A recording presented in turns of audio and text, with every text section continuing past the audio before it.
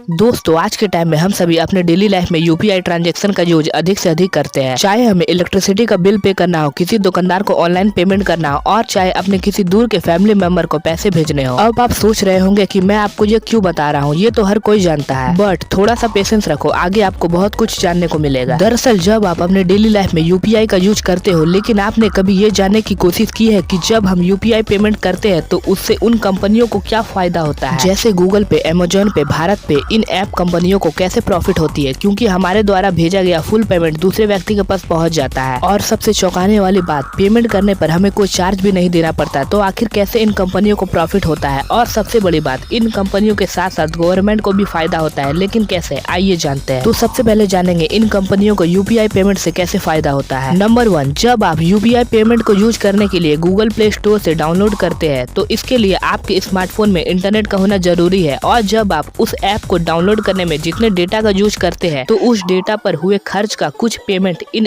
App कंपनियों को share किया जाता है। नंबर 2, जब आप अपने स्मार्टफोन से पेमेंट करने के लिए यूपीआई ऐप का यूज करते हैं तो आपको उन यूपीआई ऐप पर कई तरह की कंपनियों का प्रमोशन ऐड या ऑफर दिखाई देते होंगे। यही ऐड यूपीआई कंपनियों की कमाई का मेन सोर्स है। अब बात करें कि यूपीआई पेमेंट से गवर्नमेंट को कैसे प्रॉफिट होता है। Number 1, transparency. यूपीआई के आने से गवर्नमेंट को पहला फायदा यह हुआ है कि डिजिटल ट्रांजैक्शन काफी बढ़ गए हैं। इससे पहले लोग केस में लेन देन ज्यादा करते थे, जिसकी वजह से गवर्नमेंट को टैक्स चोरी जैसे केस में ज्यादा ध्यान देना पड़ता था। Number 2, GST. जब कस्टमर ऑनलाइन शॉपिंग करते हैं तो गवर्नमेंट उनसे जीएसटी लेती है, और आपने अक्सर देखा होगा कि मूवी की टिकट बुकिंग करते समय हमसे जीएसटी लिया जाता है, जिससे गवर्नमेंट को काफी फायदा होता है।